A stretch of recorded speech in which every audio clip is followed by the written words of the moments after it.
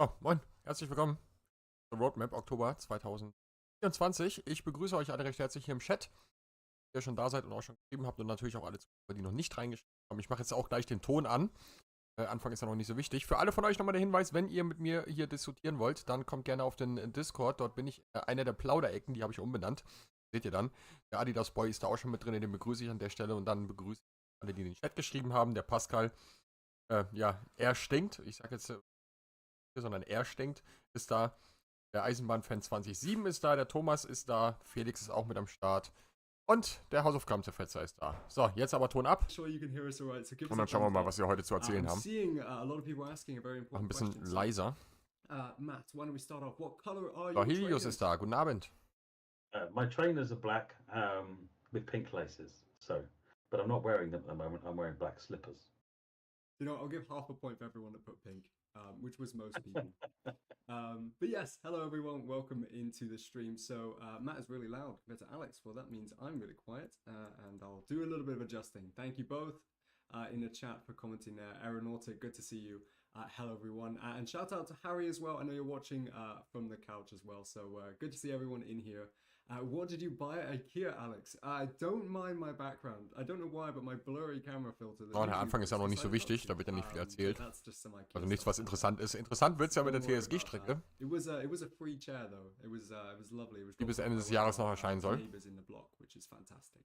But we're here to talk about Trains in World, not IKEA furniture. So the Trains in World roadmap. Well, firstly, I want to talk a little bit about how this works. Again, we may have a lot of new people joining us tonight who are recently joining into the Trains in World franchise from the free starter pack or picking up Trains in World 5 for the first time. So here's what you can expect. We're going to start off and we're going to talk a little bit about what happened in the last month. Trains in World 5 is pretty much the whole of last month, but we'll talk a little bit about it. We'll talk a little bit about what's coming up in the next month and a little bit beyond.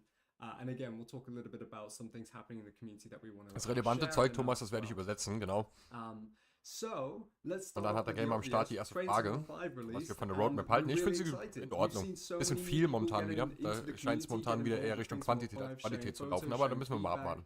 And it's been a really busy month, and I think the Dream Boy ist da. Guten Abend. Really wonderful to see the community pick up Trains in World 5, play some of the new routes.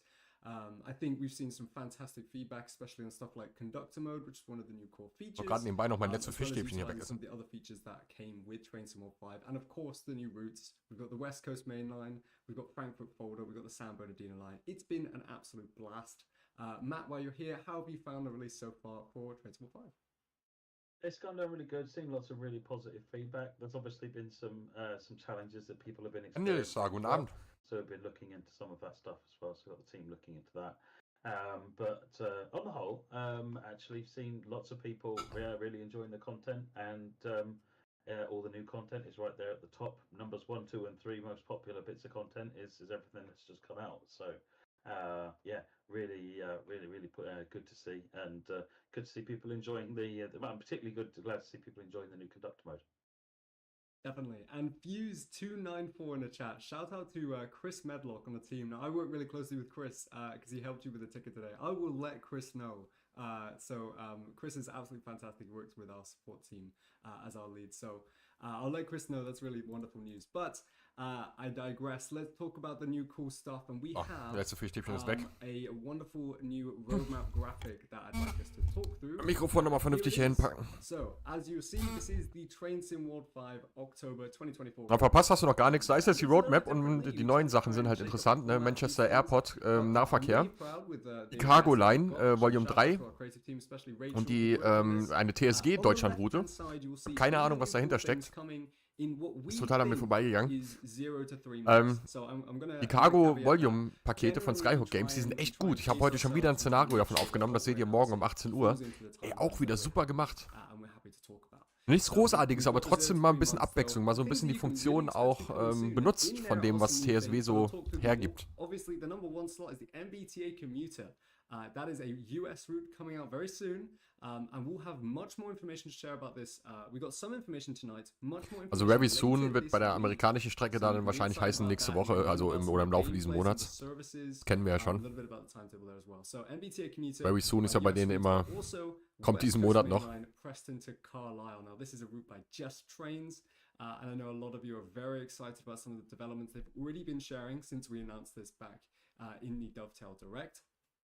Also, newly added to the roadmap as an announcement today from the Alan Thompson Simulation Group is the Manchester Airport Commuter. So again, we've got images, we've got information that we're going to talk through about all of this coming up as well. But Manchester Airport Commuter, we've got the Cargo Line Volume 3 from the Skyhook Games team, which is another one of the Cargo Line gameplay packs, which we're excited to showcase, as well as a DE route, so a German route from the TSG team, but we're not going to share any more information on that. So just know that it's on that list. It's coming soon. But there isn't any more information as well. But, das Peak Forest Ding, das wird ein Dieseltriebwagen für die Peak Forest. Das ist schon bekannt. Branch for Fife Circle, as well as the ScotRail Class 158 Rail Link livery. Again, we've got some images for these, so stay tuned, and we'll go through these one at a time. And then obviously post-release improvements. So we do have a major patch coming for Train Sim World 5. This is going to have a huge range of improvements for all of the Train Sim World 5 core content. It's going to have some performance improvements that we're hoping are going to start alleviating some of the performance issues players have been reporting, which is really good. And just a massive range of other. Bei der neuen Strecke, welche Fahrzeuge da dabei sind, erstmal muss ich wissen, was das für eine Strecke ist da von TSG. Bei der Pfälzischen-Ludwigsbahn rechne ich mit der Aufarbeitung 425, dann kriegen wir vielleicht die 185 wieder mit dabei, im Idealfall den Flirt 3. Aber ansonsten fährt da eigentlich nichts rum, was wir so noch nicht kennen. 426 vielleicht.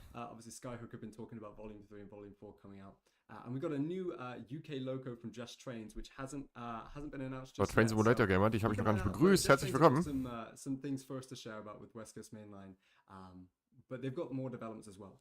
As for the other ones listed there, we're going to talk about some of them soon. Of course, Felschischer Ludwigsbahn, Cardiff City Network. We've got the first ever Dutch route, our first ever Welsh routes. We've got our first ever Japanese route with the Tadami line. We've also got some die Tadami Line, die ist letztes Jahr mit TSW 4 eigentlich schon angekündigt gewesen. Stand zwischenzeitlich sogar mal auf 3 bis 6 Monate. Haben sie jetzt ganz rausgenommen. Jetzt machen sie wirklich nur noch 0 bis 3 Monate oder Release Date TBC. Haben dazugelernt bei denen. That's kind of the full picture. Again, we're going to go through it now slower. So, jetzt sammeln nicht so viel. Wir wollen Bilder sehen und im Idealfall bewegte Bilder. But as a note, some of the things we're going to be showing today are work in progress. So in development, screenshots are not always going to be fully reflective of the final product. All that jazz. Ich mag den Alex, ne? Ich habe den ja kennengelernt, als ich in London war oder in Chatham letztes Jahr war. Aber der guckt immer so ein bisschen grenzdebil. Oh, let's get on with it. There's some good stuff to show. Brilliant. Well, we have some exciting news to start off with. And again, if you are joining us for Nicht böse gemeint. Maybe this is relevant to you.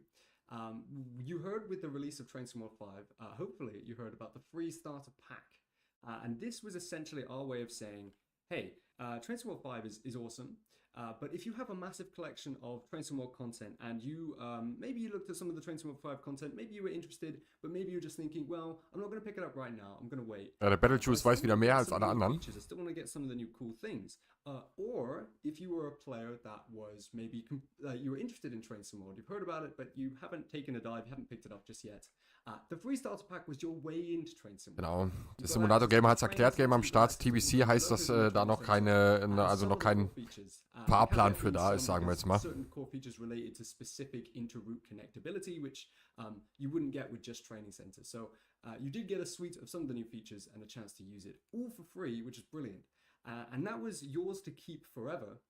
But we did have a little bit of a limit until October 17th. Well, today we can announce that that limit is being stretched. October 17th. So you can pick up the free starter pack for longer than expected. Da geht das Freestarter Pack weg, ja genau. I think we're working on, but I didn't have it for the stream, so I just did a little cross out there. But we're really excited about this, and again, we've seen also geht noch länger. fantastic reaction from the community. Heißt, wenn ihr noch TSW 4 habt, dann upgraden und das geht noch, ja, halte ich sowieso für Blödsinn, das einzuschränken. Die sollen das machen wie bei TSC Classic, das automatisch und gut ist. You may as well claim it. It's free, and this is across all platforms: PlayStation, Xbox, Steam, Epic Games. So we're really excited to be able to push this to the new year.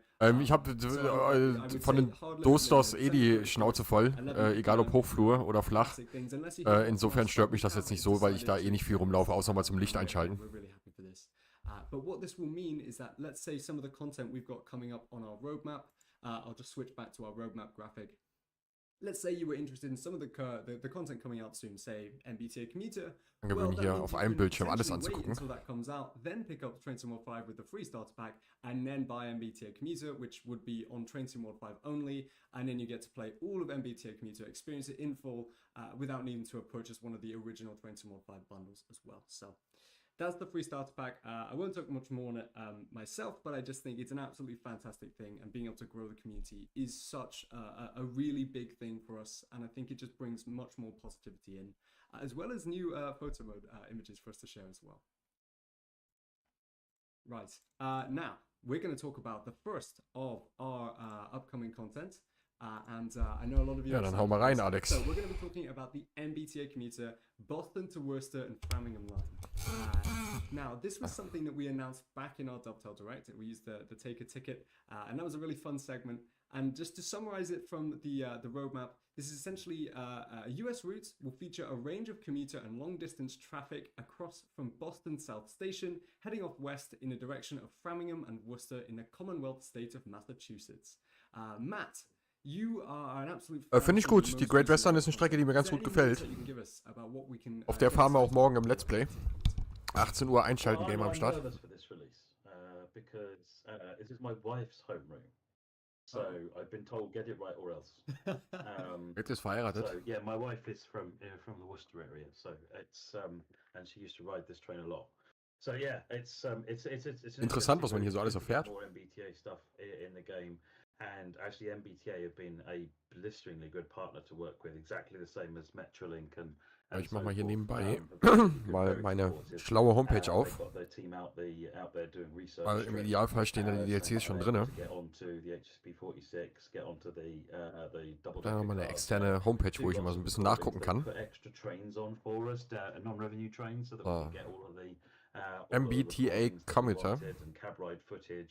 And all sorts of things. So, I wouldn't say unprecedented access. Von Boston South nach Worcester, also das ist nicht nach Providence. And MBTA, brilliant partners to work with. So, I'm really looking forward to this one. Länge steht hier noch nicht. So you come out of Boston and head west instead of turning south on the northeast corridor. You continue heading west. I think this has involved remodeling Back Bay. Actually, Boston Back Bay was required quite a lot of remodeling to support this. So von Erweiterung weiß ich jetzt nichts. Yeah, it's quite a decent update with some really interesting handling. Actually, hübsche Lok. Track. There's between a couple of stations where it's two track. You can see Adam there climbing up and down onto the train. There are a couple of bits of between a couple of stations where it's two track. But actually it's operated as a single track for stopping trains and the da hinten die Lok, die kennen wir, die da jetzt gerade im Bild aufgetaucht ist, so links oben. Variety of operations that go on. This is not just a vanilla line. Ich meine den Diesel an da. Wahnsinn, oder? The HSP 46 is tremendous. Actually, the heritage of the HSP 46 is the Genesis locos. I think it's the same designer from the Genesis, the P42, P32, those trains. That was involved in the design of das ist der Grund, warum der Sound bei den deutschen Strecken übrigens immer so ein bisschen mangelhaft ist, weil die Deutsche Bahn sich nämlich genau da ein bisschen querstellt, wenn es darum geht, den Sounddesigner daran zu lassen. Da haben wir wieder einen neuen Steuerwagen, oder? Steuerwagen. Has Matt had an influence on this because everything is pink? And the answer is yes. Yes, Matt did actually change all the colors of this PP. Well, they're pink in real life. I told MBTA, I've been seeding this for ages. I told MBTA a long time ago they needed to be pink, and no, seriously, it's actually less about the fact that they're pink livery. That just happens to be a really, really happy coincidence, and makes them probably my favorite US railroad. But yeah, we're seeing loads of excitement for the chat. There are so what we shared in the roadmap was those reference images we just had on screen there. Again, this was from gerade auf, dass ich den Chat von denen gar nicht sehe. Mal kurz rausziehen hier. Really absolutely wonderful samples for the sounds as well as actual references for the locos themselves. And that's what we shared in this roadmap. But nicht wundern, wenn jetzt mal ein Intro kurz im Hintergrund zu hören sein sollte. Nein, tut es nicht. Sehr gut. Before the weekend, you will see more on MBTA Commuter, which is fantastic. And again, you'll find out more a little bit about the gameplay. Nein, da will ich drauf. So, ja, ich weiß. We did announce that it is coming on October 29th. So that's before the end of the month. Also am 29. Oktober kommt die Strecke. Das sollte im Idealfall ein Dienstag sein. Jawohl, das heißt bei mir ab dem 28. auf dem Kanal. This roadmap is very much definitely focused on a lot of our third-party partner updates. But before we move into 900 Zuschauer. Obviously we have had a lot of announcements following. Muss doch mal Ramagani Werbung machen, oder? That I think if we didn't include in the roadmap, probably would be a miss. So what I've done is I've got an image at least for each of the routes that we've talked about in since the direct. and some of the different add-ons that you can expect coming out. We'll just do a little quick tour on them. Again, if you've not been Ja, wie gesagt, Game am Start am 8. sollte das dann bei mir zu sehen sein. Am 28. Entschuldigung, am 8. Der 8. ist heute. We have got a huge range of images on our previous roadmaps. You can find all of these on our forums. You can find all of these in our community spaces as well. This is the Great Western Express, and it is a remaster. So, jetzt haben wir Great Western Express. What do we mean by remaster first? Well, essentially, it's when we take an older add-on that's already released. So, Hinten müsste eine 41 sein, da vorne ist die 33. Hinten die Flying Scotsman. Ist das da vorne die 33? Ja, doch, müsste die 33 sein. So regardless of if you already own the Great Western Express, or if you decide to pick it up between now and the remaster's launch or beyond, well then you'll be able to make most of the Great Western Express with all the newest Trains World 5 features, including conductor mode, including a new overhauled timetable, massive landscape and scenery changes as well. So much. Keiner im Discord mit reinkommt. Normalerweise seid ihr doch mal heiß bei der Roadmap. And there's also updated suspension physics on all of the GWE stock as well. So again, this is going to be a little bit of a tour, but the Great Western Express is getting a remaster. So if this interests you as well, then be sure to check that out. But we have already shared quite a lot of news on this, and we'll be sharing more news in the coming roadmaps. I know a lot of the comments have been, when do we know more about the Great Western Express? You'll know more soon. There isn't a release date on this yet, but we just want to catch everyone up that's joining us in with Train Sim Mod 5. And one of the Timothy just asked about can you keep the old HST? So the green GWI HST is still there as it was before. It's received a bunch of upgrades and fixes as well. The blue is in addition. Platz 47 und 52 sind. Das da hinten ist die 52, das da vorne ist weil die 47 sein? Noch nicht. Thank you, Matt. And that was again, that was just one. There was 5 different routes I want to talk about here. The next one is the one that ja, die wichtigste Bahn. Yes, there we go. We can see the title a bit better. So, da haben sie bei der ersten Veröffentlichung ein bisschen Blödsinn geredet. So, this is our next German adventure, essentially across the scenic Ludwigsbahn as it was in 2014. You'll be heading out to 2014. A hub of rail fanning. Und jetzt am besten sagst du jetzt einmal Flirt hier. HBF, and then you'll go through the valleys to Kaiserslautern as well. I do apologize. Pronunciation errors. I do what training I can, but honestly, I think I just get. Guck mal hier. Ja, das ist interessant, dieser kleine Zipfel hier. Warte, ich muss da mal mit der Maus, dieser kleine Zipfel hier. Das ist nämlich die Kuckucksbände. Das ist Neustadt-Böbig, die 10 ist Neustadt-Böbig, die 11 ist Neustadt-Hauptbahnhof, das ist dann Lambrecht und dann geht es hier ab, das Kuckucksbände hoch. There is a station called Frankenstein as well, so isn't that just lovely? See it there listed as number 15. Right, the next one coming up after Felschischer Ludwigsbahn, and these aren't in der Conductor-Mod, den kann man in die Tonne kloppen. Hätten sie die Energie hätten sie gerne in Bugfixing stecken sollen. Das wird natürlich ein Highlight, die Strecke jetzt. Das ist so ein bisschen wie die Cross City. Auch so ein bisschen im Kreis fahren, hat die 2 Äste zum Abfahren. Das wird eine interessante Nummer. Da kann ich jetzt hier auch gerade nochmal in meine lustige Liste gucken hier. So. Da ist sie, die Cardiff Network. Auch noch nicht viel bekannt dazu, noch nicht mal Bilder. Die Holländer.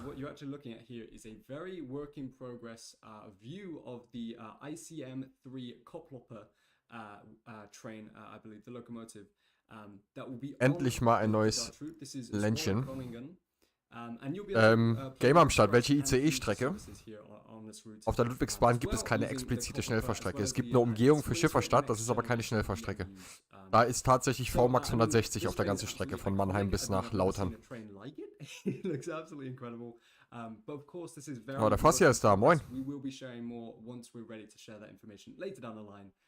But I talked about sharing more information. I talked about another new country, and of course, Train Sim World will be going to Japan. So if you don't already know, we are making, we are not making, the Union Workshop team are making Train Sim World first Japanese route, which is the Tadami Line, Aizu. Mit dem Triebwagen da von den Holländern bin ich auch schon einmal gefahren. This is just stunning. Von Rotterdam nach Utrecht. Sehr versüfft, die Dinger. Da macht die holländische Eisenbahn immer so ein bisschen dritte Welt-Eindruck. The one I've got on screen here isn't the right reference image, but if you go on the roadmap article, which you can find on our forums, I don't believe I added it to the link in the description, but I'll be able to share a link in the chat just now. You can find das Timetable-Update, das ist auch schon 2 Jahre angekündigt, Simulation. famous train spotting site along the routes, which is called the Miyashita Three Brothers. And it's basically just 3 overlapping nee, das ist Game am Start. Die Strecke nach Straßburg ist eine andere. Das ist von Mannheim nach Karlsruhe und dann kurz vor Offenburg wird dann abgebogen nach Straßburg. Die ICEs, die du meinst, also die jetzt hier über die Ludwigsbahn fahren, die fahren nach Saarbrücken und dann über die Grenze und fahren direkt durch bis Paris von Saarbrücken aus. Lots to be excited about, but we've got some new announcements still yet to come. Matt, is there anything you want to mention on any of those things that we just quickly briefed over there? Just lots of exciting stuff, isn't there? Really, with the Tadami line, I think is great. Union Workshop seems to have really. Die Tadami Line auch schon seit über einem Jahr angekündigt. Schade, dass die noch nicht gekommen ist. Cardiff City Network is probably one of the ones I'm most looking forward to because it's a network route, and I really like that style of route. Yeah, who can do you have anything to say bad about going to the Netherlands?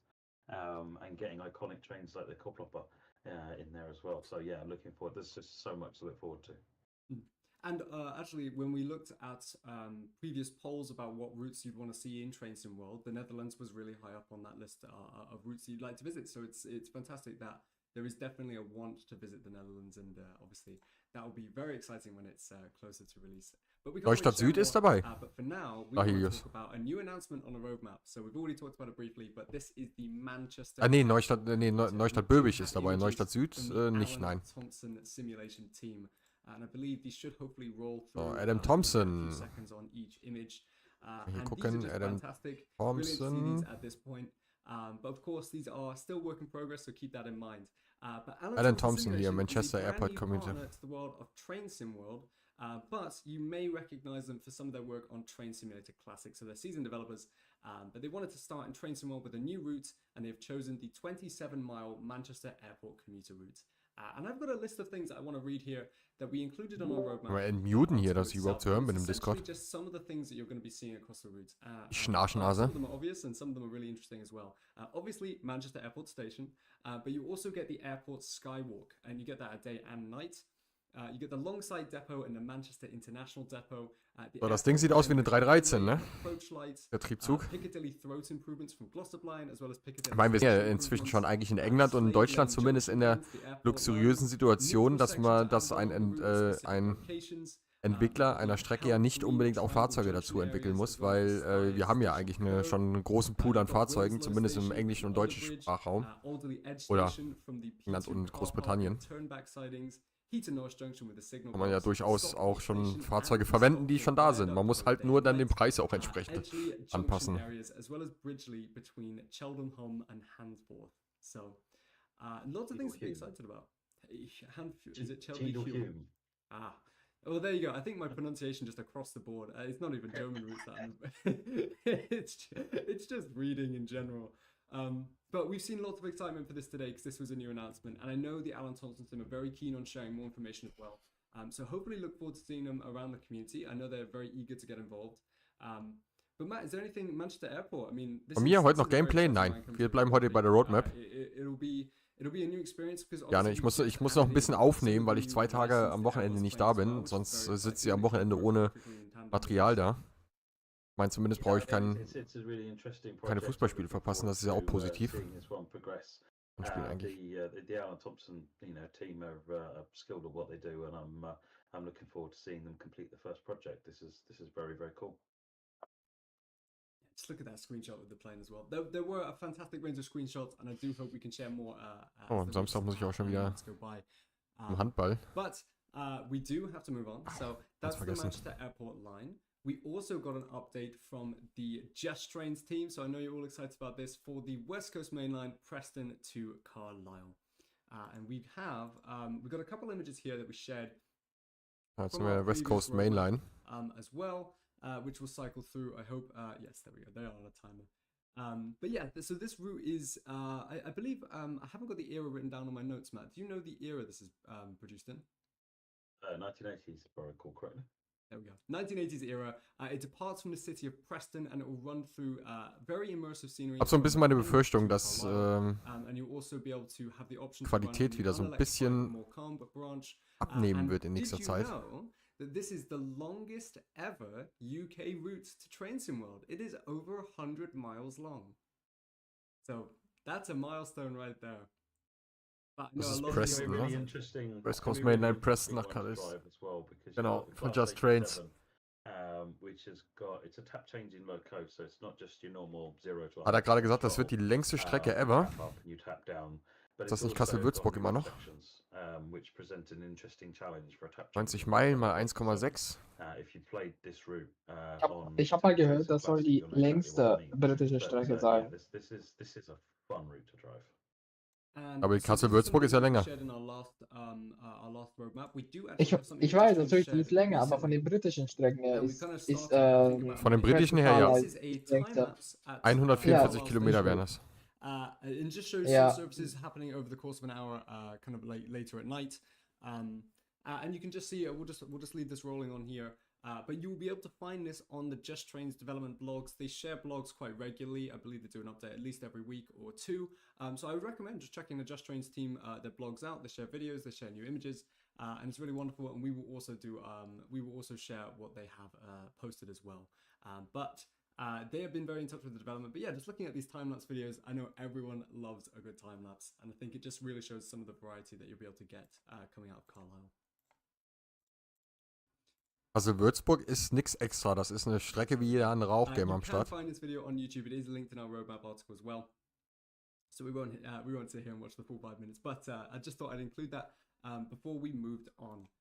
So the next thing on our list is an update from Rivet Games. So this is for the Leavenmouth branch update for Fife Circle. And today we had a whole new range of images from Rivet Games for the actual. So, die Fife Circle Line kriegt ein Update. Of the, obwohl die relativ neu ist, die Strecke. Leavenmouth branch, which will be a free update to people who own the Fife Circle line route. So we've been talking about this for a couple months now. Since the release of Fife Circle, the Leavenmouth branch had only recently just opened, and so they were able to get, they talked a little bit about how they had to do aerial shots to get real life references, and it was quite a journey. They had helicopter rides as well. And some of that was really interesting if you are keen on learning about how the actual development process goes behind the scenes. But what you're seeing here is work in progress pictures of the route development itself. So this is again, this is a free update for owners of the Fife Circle Line route, and it will come with over 40 new. Also müsst ihr nicht nochmal 36 Euro in die Hand nehmen, ist umsonst. Brand new stations that you can discover and das ist doch mal eine nette Nachricht. Looking at one of them just here as well. As well as 16 additional collectibles that you can find. Ja, das Bild, das macht mich gerade ein bisschen stutzig, weil wir da einen Kopfbahnhof haben. There were a few questions on this, but with this, Rivet Games have also implemented a range of Fife Circle Line improvements and bug fixes, which we'll confirm a little close to the time when this is ready to release.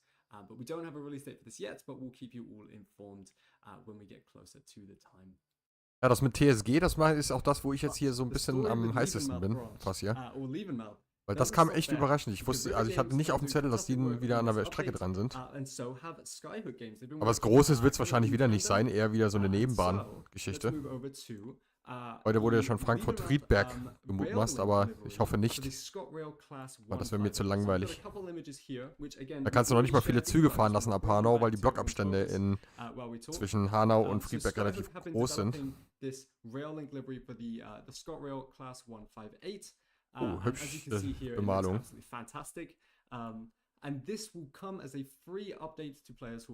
Also auch das Fahrzeug umsonst, also in der Lackierung. Da nehmen andere 13 Euro für.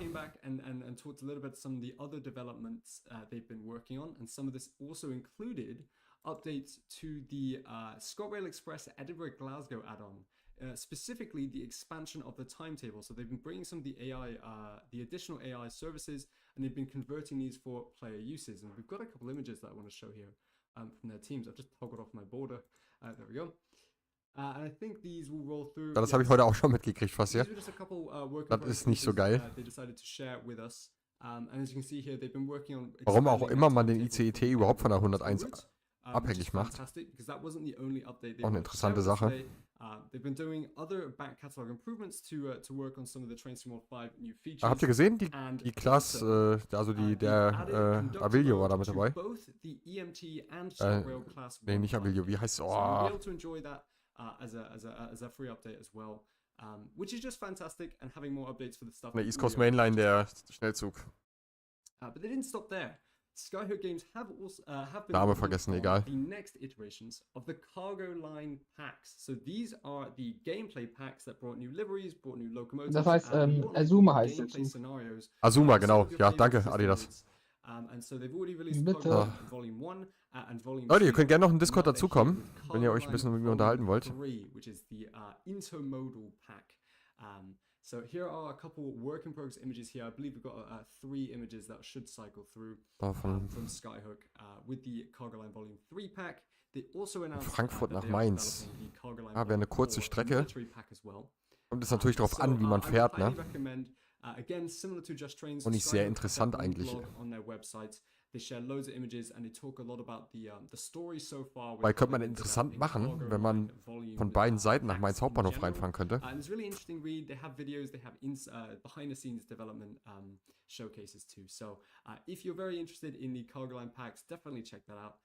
But take a look at these new images for the time being, and we'll follow up with more information in the coming weeks when these are ready to be closer to release as well. So I think from a third-party perspective, that's most of the things. There is one more thing that we want to talk about, but we don't have any images really for it, so we'll go back to the main cameras. And again, if you've seen some of that information, maybe you want to see some of it again, or you want to watch it at your own pace, you can obviously check out this live stream as you like, but we do have the roadmap article, which has some text, that has a lovely written copy in it, which I've just pasted in the chat there on YouTube, and you should be able to read more in there. But the expert DB BR101 and the IC Steuerwagen Loco. Das ist richtig, Simulation Gamer. Dann könnte man theoretisch, wenn man Streckenhopping macht, könnte man in Kassel starten, Fulda umsteigen, nach Frankfurt fahren, Frankfurt umsteigen, nach Mainz fahren, Mainz umsteigen und da gehen die Probleme los, weil ja die linke Rheinstrecke in den 90er Jahren spielt. Das wird schon nicht mehr zusammenpassen dann. From simulation in Train Sim World and basically give you absolutely all of the features that we possibly can. It's essentially like driving the train in real life. Like, we're not going to give you really any tips. This is just the real thing. If you saw the Expert 101 manual, this was, I think it was 100 pages long, or maybe close, maybe even over. It was a massive document. And it included a fully integrated fault system with random faults. So, jetzt redet er über das Handbuch zur 101 Expert. Ich könnte mir jetzt vorstellen, dass jetzt die Ansage kommt: Leute, ihr könnt das Ding jetzt bei uns im Online-Shop bestellen für 36 Euro. Den traue ich alles zu. Nein, ist natürlich ein Scherz. Aber wäre schon geil, oder? Bestimmt auch genug Bekloppte, die da 20 Euro für auf den Tisch klappen würden. I think update maybe doesn't quite do it justice. This is a really nice suite of new improvements and new features that you'll be able to get your hands on. And Lucas from the TSG team was able to give us a list of what this includes, and I will read that out for you now, because I think some of the things on this will be really exciting to look forward to. Here we go. So, gameplay changes wise, I know a lot of people in the community have been asking about when this is coming. So the Expert DB101 will have a timetable for both Frankfurt Fulda, which is the new Train Sim World 5 route, and it will also have a timetable for the Bremen-Oldenburg route as well. They've also added in they've replaced the 406 with the DB BR411 from Frankfurt Fulda on Dresden-Riese, as well as adding some driver assist prompts as well. Outside of that, they've also made a whole range of improvements to the IC cab car, to the Expert 101. So the IC cab car will have the new suspension physics, just the cab car itself. But also have, they would have fixed some of the windshield rain visuals as well. A whole range of improvements. For the Expert 101 as well, they've done some fixes to the glass effects. They've fixed the Cab 2 auxiliary control. There's a list on the roadmap. I'll let you read that in your own pace, because that's not a short list. But what I will say is that's a list of So, das habt ihr alle mitbekommen. Das 2 neue Fahrpläne, einmal für Dresden-Riesa und einmal für Frankfurt-Fulda für die 101 Expert. So if you've been a fan of the Expert 101, then hopefully you're excited, and we'll hopefully give you more news on when you can expect those soon. Matt, I don't know if you want Das ist ja bekannt, glaube ich. Das ist heute auch schon ausgiebig besprochen worden. Oh yeah, no, there's some really good updates been there. It's good to be able to get the Expert 101 to some more timetables on other routes as well. And they've been able to get a good range of new stuff into that. So the Expert 101 is a favorite amongst those who are. Warum wollen die alle den Conductor-Mode haben? Sind die alle nicht mehr ganz dicht? It really delivers it in by the bucket load. It's really good. Genauso überflüssig wie die Airbus-Lizenz, ey, ehrlich. The weather outside was cold and it was inside cold. I remember seeing it on the stream. I panicked a little bit. I was like, oh my gosh, this is so cool. But there we go, you know, it's a little thing. Das Szenario mit dem Fahrgast wecken habe ich auch schon gemacht, Gamer am Start. I want to touch on, and someone's asked a little bit about conductor mode on the MBTA. Also, ich habe meinen Ehering hier weggeschmissen. I talked about an article coming later this week, so I'd wait for that. But generally, as a note, conductor mode is a feature in Train Sim World 5, and typically we tend to keep features moving forward in some of the add-ons that we bring to. Da müssen wir echt mal einen neuen Stuhl kaufen. With the article, but expect that to be answered with that in mind. So the next thing we want to talk about is patches. And I think there's a really good Wann erzählst du was über die TSG-Strecke? So I want to get some of my notes up. Here we go. So far, since the release of Train Sim World 5, we've been able to implement a smaller set of updates. Essentially, we've had a patch on the 17th, which was on launch day. We've had a patch on the 18th, and we've had a patch on the 26th. So all of these have kind of been what we've branded as like smaller update patches. They've not necessarily been small in size, but they've been smaller in the things that we want to specifically target as our big changes that we wanted to address from launch. So some of this was the Class 377 suspension, the Frankfurt PIS. On the 18th, we had some difficulties with profile importation, and on the 26th, we had many pop-ups and other issues that we were able to address. So we appreciate all your feedback, folks. There's been a lot of different things from launch. Das ist schon scheiße, wenn du Updates ansprichst und erstmal 10 Minuten sprechen musst, ne? Dann ist ja irgendwas nicht ganz in Ordnung. Just to let you know, this is a top priority from our teams. We're seeing the different feedback coming in. We're seeing the people talking about wanting to be able to experience the routes in the best way they can. And we're looking at this at an absolute top level. And that's why the first major post-release patch that we're kind of... Ich bin gerade dazu geneigt, mal jetzt zu fragen, was mit Rapid Transit ist. Ob sie die Strecke überhaupt mal wieder fahrbar machen wollen, weil das Schlimme ist ja noch nicht mal, dass die ja über die Zeit abgenommen hat, also dass die Strecke nicht mehr vernünftig fahrbar ist, sondern das Schlimme ist ja, dass das Ding ja weiter verkauft wird. A lot of the crashes we're seeing, and feel free in a moment, Matt, to chip in and give a little bit more depth to what I'm saying. But for some of the performance issues we're seeing are related to memory limits, especially on different platforms, depending on what consoles you have or what systems you have, computer specs wise. And so some of these improvements we're making and optimizations that we've been talking about are looking at ways we can tweak some of the assets on the route to help reduce the memory calls that are being pulled up. Der Basti mache ich sehr gerne. Also wie gesagt, die wichtigsten Sachen, die übersetze ich und im Endeffekt geht es eigentlich auch darum, dass wir über das sprechen, was wir hier sehen. Wie gesagt, ihr könnt auch sehr gerne immer noch in Discord dazukommen. Ich bin dort in einem Raum, da könnt ihr gerne auch direkt Fragen stellen, dann braucht ihr das nicht im Chat machen. Wäre natürlich schön, wenn ihr trotzdem im Hintergrund den Stream weiterlaufen lasst. But we can reproduce it on a retail kit as it transpires now, but the developer kits aren't doing it. So we're working with Sony and Microsoft to work out why are they different. They're specifically supposed to not be different. So I assume that there's a setting different that we're chasing that down. And then naja, die guten Dev-Kits, den durfte ich ja auch schon spielen. So, that work is we're profiling at the moment and trying to paste that one down. Then you've got some crashing back to home screen, crashing back to desktop. And that's normally out of memory. I mean, particularly on consoles. On PC, you shouldn't really ever be running out of memory. So if you're getting crashes, please let us know. But on consoles, if you're running out of memory, one of the things we're doing is we're profiling the routes to work out. Rapid Transit war für TSW 2 schon nicht mehr gut. Aber da ist die Community selber schuld dran. Wie gesagt, ich finde schon, wenn man ein Produkt weiterverkauft, dann sollte man das auch weiter pflegen, zumindest mal die groben Fehler rausbauen. Weil die nehmen da ja immer noch, glaube ich, 30 € für. Das finde ich schon ein bisschen dreist. some of this inefficient object placement. I think in one case we found 2 or 3 times as many trees were placed than needed to be there. And it's not about thinning out the trees; it's about getting them down to where they should be. There was just something had gone wrong with when they were placing the trees. It went a bit crazy. ATB, das ist ein gutes Thema. Hier spricht gerade einer, er hofft, dass bei den holländischen Zügen die ATB implementiert ist. Das wird ein Problem, ne? Neues Zugsicherungssystem, welches ich ja noch gar nicht kenne. Aber lustigerweise fahre ich mit ATB eingeschaltet durch die Gegend in Deutschland. Auch mal Holland-Ausbildung in Betracht ziehen langsam hier. Von der Ludmilla und von der 420 habe ich ewig nichts mehr gehört, Basti. Probably focusing mostly on Frankfurt and West Coast Mainline, because that's kind of where the more severe issues are. Habe ich, glaube ich, auch inzwischen auch echt abgeschrieben, die 120. Die steht ja auf meiner schlauen Homepage auch schon gar nicht mehr drauf. Nee, die steht hier gar nicht mehr drauf.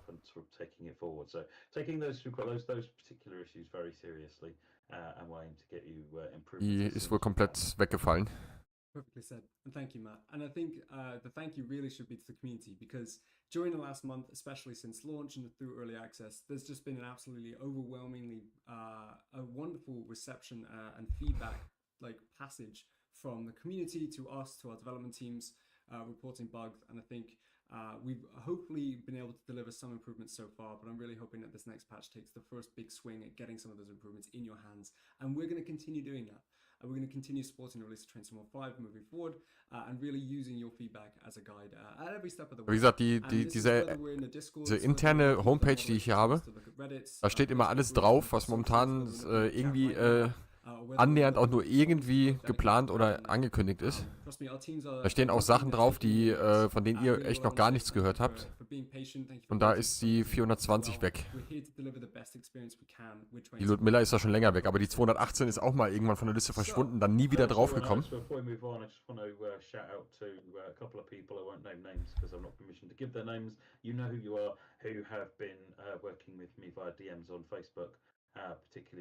weiß gar nicht, haben Sie in der Roadmap vorhin die Athena-Sachen noch mit drin gehabt?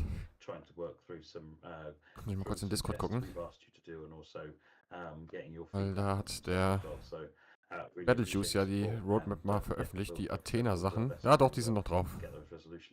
Genau, die Athena Simulation Sachen. Zumindest eine ist drauf.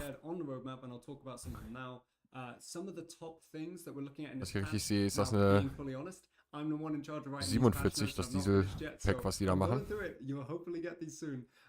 But some of the top changes that we know you're looking forward to for West Coast Mainline, there are lighting changes at the Euston Station. There's more OHLE added in areas that it should have been outside of Milton Keynes. If you've seen some of the Bletchley Station textures, also WCML kriegt auch noch ein bisschen Updates. Unter anderem Licht wird dort geändert, sagt er gerade. It was taken over by TfL. They overthrew it. They just took control, and we didn't know what to do. They completely annexed the station. So we've taken back control. Watford Junction is now a free spirit again, and it now has the correct signage. There are improvements to stop passengers clumping up in stairs. Sometimes they kind of just they bug out a little bit on each other and they kind of group up. It's like they're having like a little party together, but they'll stop doing that. There's no parties in Train Sim World. The class 350 headlights, they no longer stay on when you deactivate them in the cab, as well as the class 350 track joint sounds. They've been re-added because I believe they weren't playing audio, as well as the updated gangway door audio as well.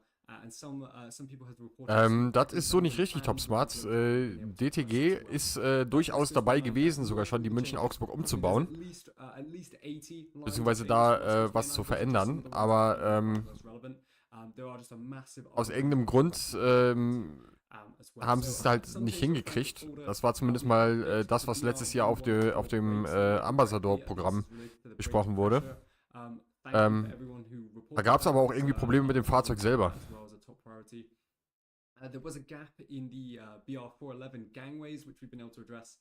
And some of the digital Spekulation, TSG hat Frankfurt-Friedberg. Aber wie gesagt, Frankfurt-Friedberg will ich nicht haben. Das wäre mir zu langweilig. Also bis Hanau hättest du viel Verkehr. Vielleicht dann mit der nordrheinischen Strecke. Aber Hanau-Friedberg, nee, um Himmels Willen. Ich weiß gar nicht, wie viele Blöcke das sind. Das sind keine 10 Blöcke auf der Strecke. Ah, das ist nix. Da kannst du fast keinen Verkehr haben. Also wenn wir da mal mit unseren Güterzügen als Umleiter fahren Richtung Gießen, da fährt man schon oft auf Halt erwarten, weil vor einem irgendwas am Fahren ist und die Blöcke teilweise 3-4 Kilometer auseinander sind. Das macht keinen Spaß. The distributor release valve can now be interacted with. The exterior brake lights now display as expected. The hose pipes of the Talbot coaches are now connected at the gangways, and the brakes no longer release by themselves. So, big patch. We've not got a release date for it yet. It's coming very soon. We're working on your feedback, but keep it coming. And thank you everyone who has been a part of that process. We really want to make this experience the best it can be. Speaking of experience, some of that is messaging.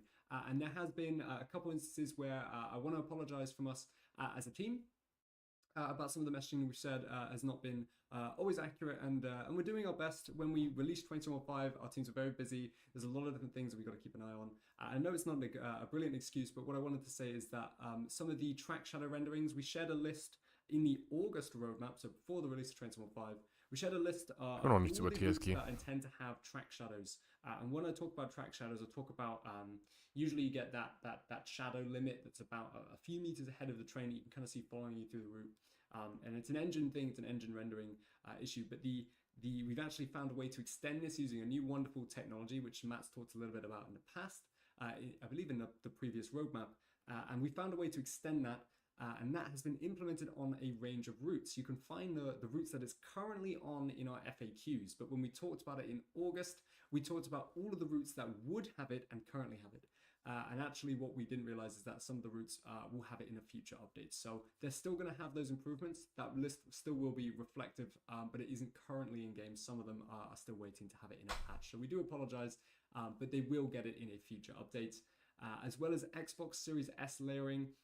So we have done some updates. So I think when we first released Train Sim World 5, we're talking about the available layers you could get on some of the TSW5 core content. And when we first launched Train Sim World 5, you had everything available for you on West Coast Mainline.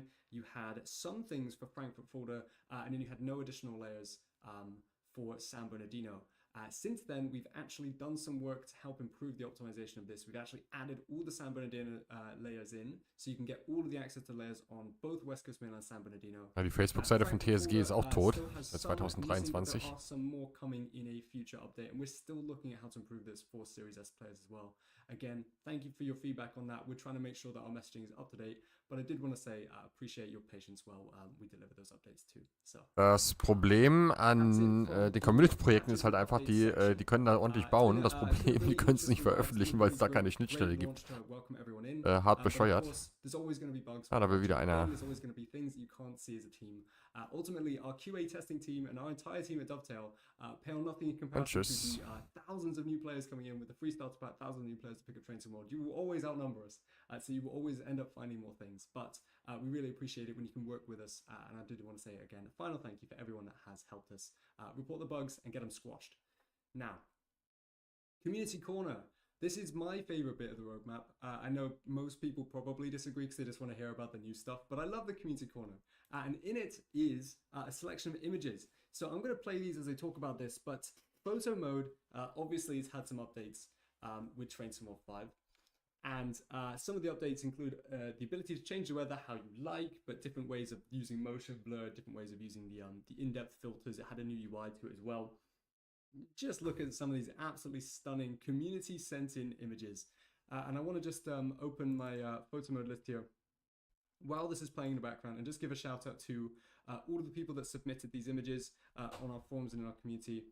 Trainiac, Wellington, #9478, Sooth, SBL32, RPB1966, JTM Diaz, #2874, EEE, and Dan Tech Manify. So those are your images cycling through. You've been absolutely fantastic, but this is nothing compared to the absolutely amazing range of other photo mode screenshots that have been shared. Simulation Gamer, viel Spaß dann. And if you didn't know, you can actually get on the Train Sim World 5 loading screens if you sign up to our Train Sim World 5 weekly screenshot competitions. So if you don't know what those are, if you've never heard about those before, they're in our forms. I'm going to get the link now while these photo modes still roll in the background. And essentially, all you need to do is just go take a cool screenshot each week. And for as long as you're following the theme, we tend to kind of release a bit of a theme, whether it's maybe in the tunnel or in the dark or using a close-up shot. That link in the chat there will take you to our forums where we host this weekly competition. And the winners of those weekly competitions then get chosen to be put on loading screen in-game as well. So yeah, if you want to be featured in-game, if you want to get your screenshots on our in Train Sim World and be able to point at the screen and say, hey, that was me, your name will be included as well. Now this is your chance. And there's also a hashtag railshots as well, and a hashtag TSW railshots if you want to be featured on social instead. So if being in-game is not your preference, you can be featured on our social media via our Twitter. Diese Neigetechnik, die macht mich fertig. So those are some brilliant images. There is a couple things I want to talk about. This month, we released our monthly mastery challenges. This is essentially just a nice way of kind of focusing a lot of the new people coming into Train Sim World. Ich glaube, das Ding habe ich heute fertig gemacht, oder? But we want to make sure that monthly mastery challenges feel satisfying to complete, they feel fun. And this is just our first pass at it, so feel free to give us some feedback. So, Tutorial und Timetable-Fahrten habe ich 5 gemacht, die Tutorials im Training Center habe ich auch heute gemacht. 16 Kilometer bin ich auch gefahren. Mit der Class 66, die haben wir oft genug ausgepackt, die 193 Kilometer haben wir auch geschafft. Und 5 Szenarien sollte ich heute eigentlich auch gemacht haben. Eigentlich ist es Quatsch, weil ich mache ja mit den Stickern eh nichts. Aber ist eine nette kleine Geschichte, dass man sich da so ein bisschen was freischalten kann. Geiler wäre es natürlich, wenn man sich für Strecken wieder irgendwas freischalten könnte. So eine Crackpfeife für Frankfurt Hauptbahnhof wäre doch eine ganz nette Geschichte. And we're looking to really push this forward once a month, just so that you can enjoy something to collect and something to log into, as well as collecting. Game am Start, das kann ich mal machen. Neigetechnik mal so ein bisschen erklären, auch den Unterschied zwischen aktiver und passiver Neigetechnik. Matt, I am going to pass it over to you. There is a very special event happening this weekend. We talked a little bit about it, but then we shifted it from last weekend to now. But Matt is doing a wonderful charity livestream. 2:12 Uhr Livestreams. Weichei. 24 Stunden wäre ich jetzt beeindruckt. Matt, do you want to say a few words? Wenn alles klappt, werde ich in den Herbstferien eine 24-Stunden-Session hier machen, weil meine Frau fährt in Urlaub. Ich habe keinen Urlaub mehr dieses Jahr. Beziehungsweise ich habe heute meine letzte Chance auf 2 freie Wochen vergeben, indem ich meine Überstunden habe ausbezahlen lassen. Von letztem Jahr. Habe ich heute echt mit mir gehadert. Mache ich noch 2 Wochen frei oder nehme ich die Kohlen? Das Schöne an den Überstunden, das ist immer Geld, von dem meine Frau nichts weiß. The one special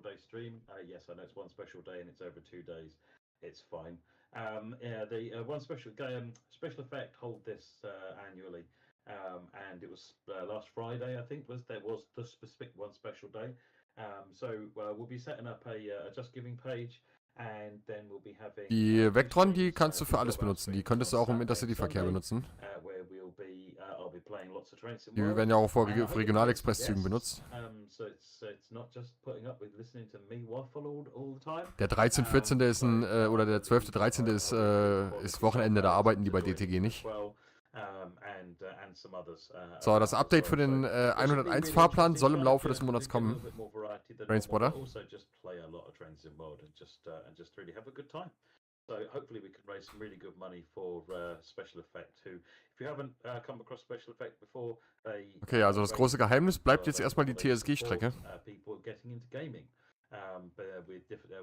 Und bei TSG ist ja bekannt, ne, wenn da jetzt steht 0 bis 3 Monate. Zwinker, Zwinker, brauche ich euch nichts erzählen. Quite often, these are people that would just never have dreamed they could ever game again or never game at all, depending on, when sometimes people have experienced a life-changing event, or sometimes they're kind of born that way. And either it doesn't matter, Special Effect will come along and they'll provide consultation. So, dir auch erstmal Moin, Transporter Exklusive. Schön, dass du da bist. Work out what equipment, what kind of peripherals and equipment, because there's lots of specialist equipment, and then help these people, everyone just game equally. In Passau war ich noch nicht Gamer am Start, aber ich werde kontinuierlich dort eingeladen. Ich habe dort nämlich jemanden, der auch ab dem November mit uns zusammen den Landwirtschaftssimulator spielen wird. Der kommt aus Passau und der lädt mich immer wieder ein, aber bis jetzt habe ich es noch nicht geschafft, da runterzufahren. Weil da fährst du auch von Mannheim einfach mal 5 Stunden hin, ne? Das ist dasselbe, als würde ich nach Hamburg fahren. Wenn ich jetzt mal hier so spontan in den Navigator reingucke. Und dann nehme ich jetzt mal von Mannheim nach Passau Hauptbahnhof. Dann, jetzt ist die Uhrzeit natürlich eher ungünstig. Ich nehme mal so eine Vormittagsuhrzeit. Dann sagt er zu mir 6 Stunden 6 Minuten, 5 Stunden 38 Minuten, 6:63, 6:10, 6:05, 6:02, 5:55. Also da ist man schon ordentlich unterwegs bis nach Passau. Also da brauchst du auch nicht für einen Tagesausflug hinfahren.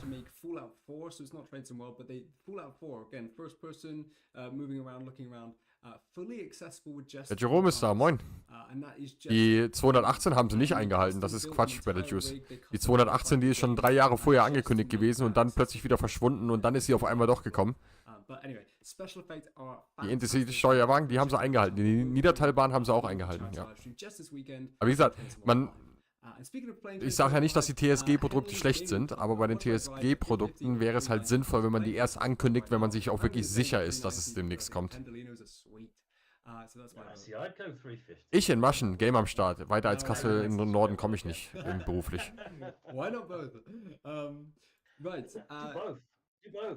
Do both. I mean, do conduct a Ich weiß gar nicht, ob der Vectron wird da auch schon im Fernverkehr eingesetzt? Ja, von den Nightjets, ne?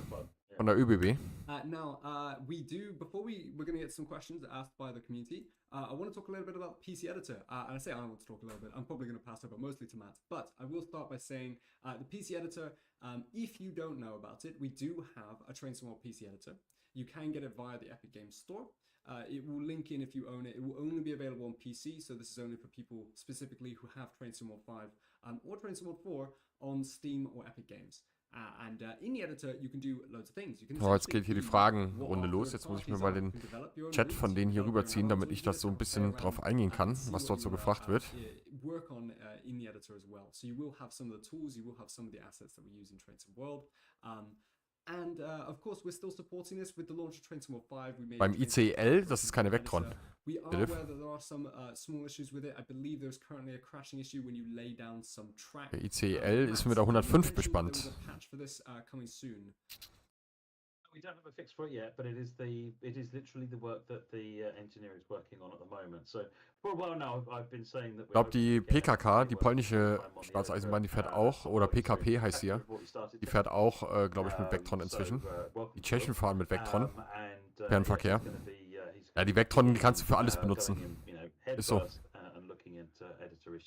He's starting off with the track lane crash, and then he has a load of other things that he wants to be looking at as well. Now, Will is connected with the community, really he's got his finger on the pulse of what people are looking for from. Wir machen ganz schön viel Werbung in ihrem Chat dafür.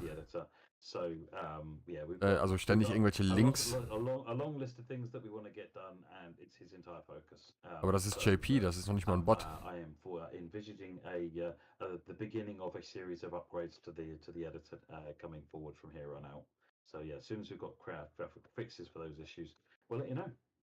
We have seen some amazing stuff from the PC editor, and actually some of the we've talked a lot about this in the past, so I won't talk about it tons now, but we've seen the journey from when we released the editor until was ist denn die Baureihe 1-5? Developing Train Sim World content. And trying out the editor, getting used to it, starting out with small gameplay packs or just being crazy and starting out with massive route ideas. BR 105.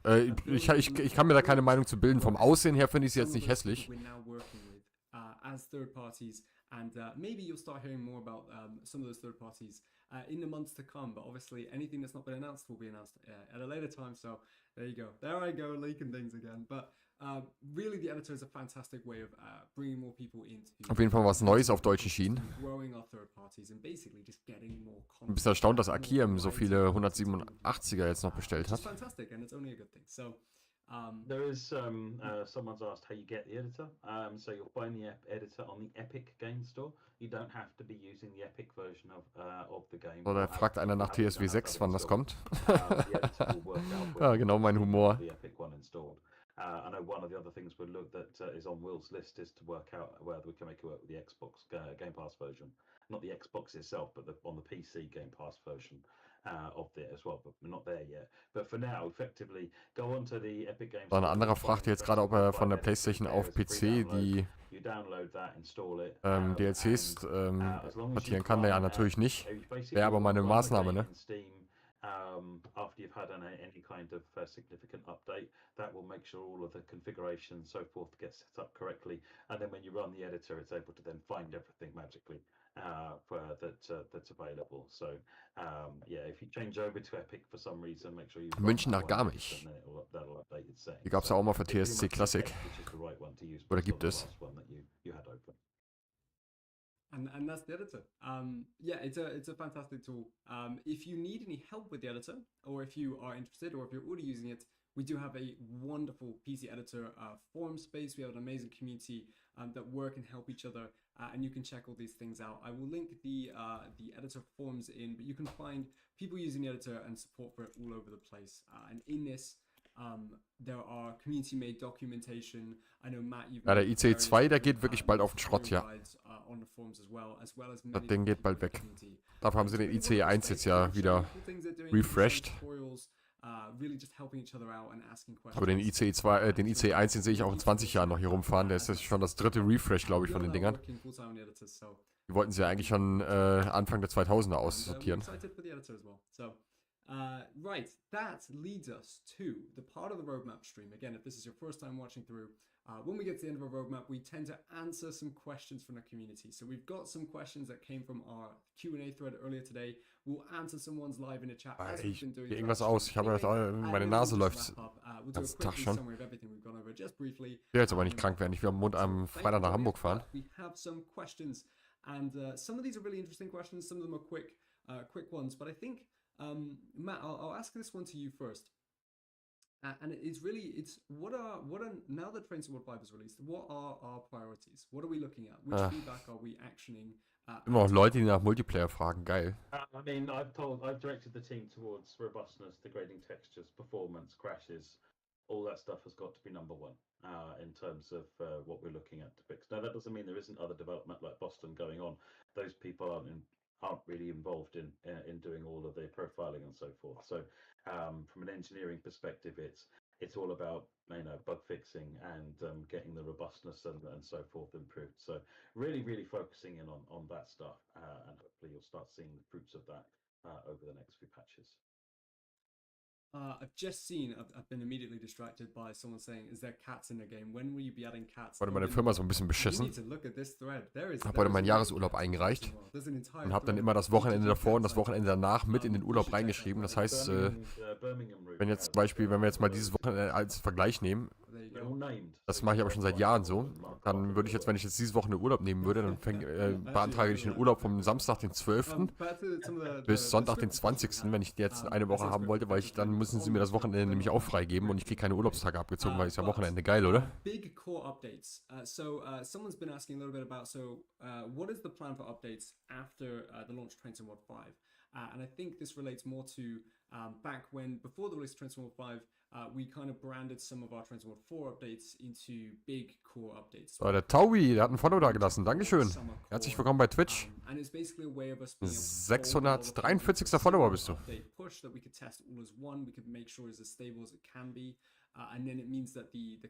Meine Ziele hier verwalten. Was ist denn eigentlich das Ziel für die Follower? 650.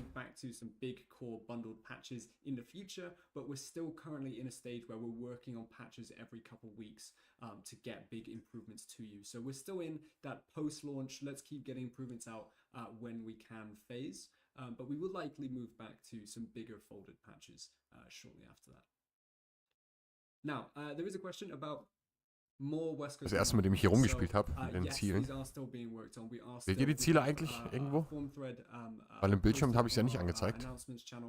that talks a little bit about what we want to do with West Coast Mainline. That does include suspension for the 72 stock. It doesn't include other improvements to the route. Ich habe 5 Tage Woche, wie jeder andere Arbeitgeber auch. Arbeitnehmer. There are multiple different improvements we want to make to the route. It does include the timetable. But in this first patch, just to be clear, there are a range of improvements to the West Coast Mainline. There are fixes to different bugs the community have raised, as well as... Ja, das ist bei mir TopSmart ja nicht der Fall. Ich bin ja Eisenbahner, da ist das Wochenende nicht automatisch frei. Theoretisch habe ich immer nur das Wochenende vor dem Urlaub frei, wenn es mein Haupturlaub ist. Aber wenn ich das so beantrage und die mir das so genehmigen, dann habe ich da frei. This is the West Coast Mainline 2015 core route again, not to be confused with Just Trains West Coast Mainline. We are looking at as a bigger project longer term that is kind of outside of the other patches we're doing at the moment. So development is going on, but yes, we are looking at it. Our teams are working on it, and we'll let you know when we're ready to share more on that. I know it's a little bit frustrating. Like when is it exactly what's happening? But ultimately, it's best to talk about these things when we're confident with them and when we're ready to share the news. Mir fällt das jetzt gerade erstmal auf. Ich finde das ziemlich unprofessionell, wie der Alex das jetzt, wenn man so in den Hintergrund mal sich anguckt. Im Vergleich zu Matt. Das sieht sehr unprofessionell aus.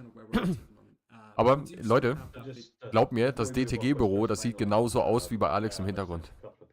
Auch totales Chaos da in dem Büro. Ich glaube, das Einzige, was da aufgeräumt ist, ist die Ecke, wo die Playstation steht, wo sie daddeln.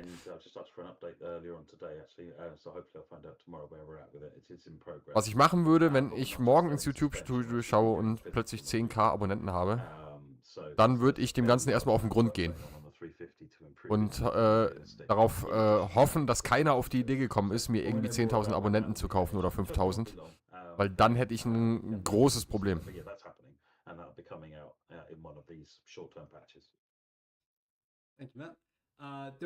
So, die Baureihe 247-501 Taufnahme Eugen ist für die Intercity-Linie nach Westerland-Sylt, Dagebühl-Mole geplant. Von Hamburg dann nach Westerland, oder wie? Transporter, manchmal überlese ich eine Nachricht, das passiert mir hin und wieder mal. Das kommt immer drauf an, wie der Chat gerade so ein bisschen springt. Weil ich hier mit 4 Bildschirmen immer so hin und her switche jetzt gerade so ein bisschen. Fällt mir ein bisschen einfacher, wenn ich einen Livestream mache, weil dann habe ich nur 2 Bildschirme, auf die ich mich konzentrieren muss, weil der Rest ist eigentlich nur zum Überwachen. Aber wie gesagt, ich hätte jetzt gerne noch ein bisschen mehr Informationen zu der TSG-Route gehabt, vielleicht auch zu den Cargo-Linien-Sachen. Da hätte ich gerne, gerade was das Militärische hier betrifft, weil wir haben hier die Cargo Line Volume 4, weil hier muss ich mit der Maus hin, da oben. Und da hätte ich auch gerne ein bisschen mehr zu gesehen.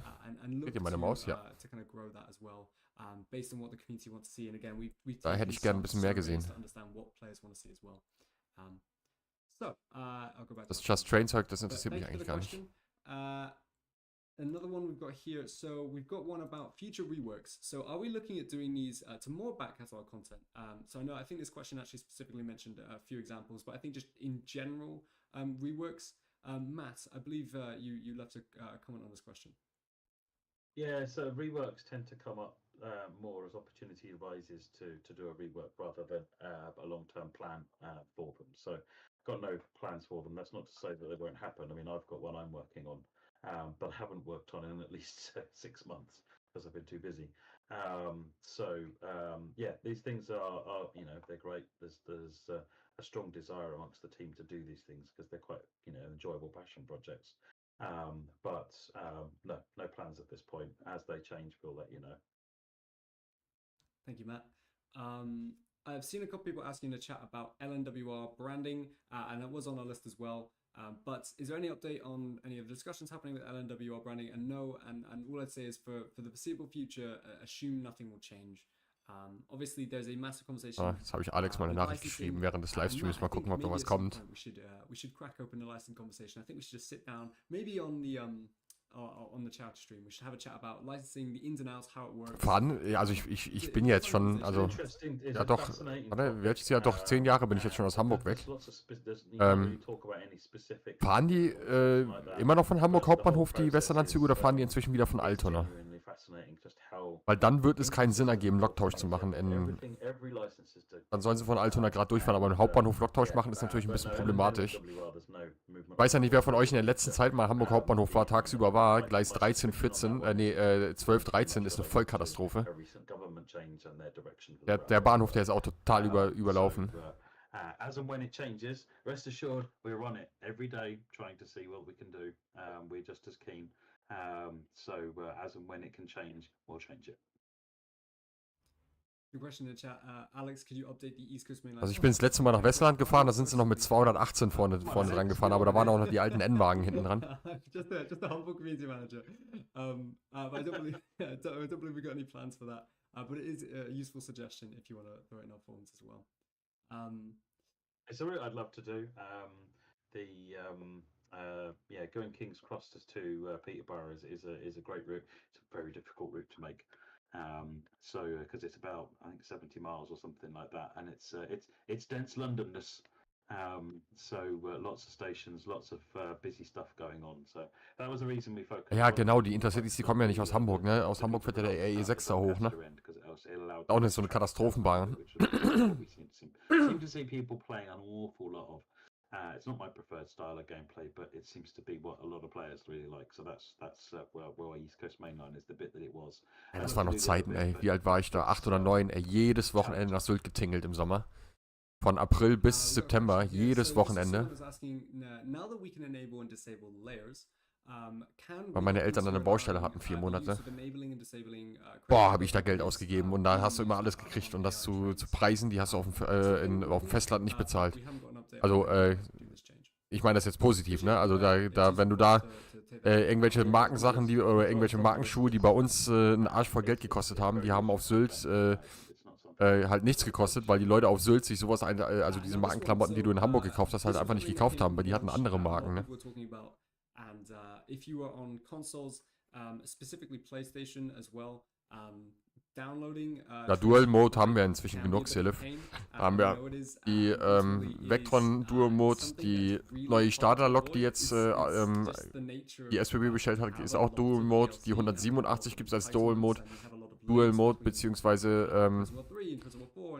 dann ist ja 147, heißt sie dann ja.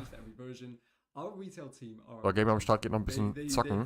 So many different store pages and so many different entitlements. And obviously with the launch this year, the actual act of downloading those can be a complex process. We have got support videos on our YouTube to help that process. Auf Sylt Currywurst Pommes 1990. Ich glaube, die Currywurst Pommes ist da billiger als in Hamburg, zum Beispiel. Weil die frisst da ja keine. Just to say, we hear the pain there. We're trying our best to make sure that the support is very easy to find, where we got FAQs, we've got guides, we've got support videos as well. Wir haben früher mal unsere Nintendo-Spiele haben wir mal auf Sylt gekauft, also für den Nintendo 64 und für die PlayStation, weil die da billiger waren als in Hamburg. You know. Just asked a question. Can you bring back the circular passenger loading animation as an option?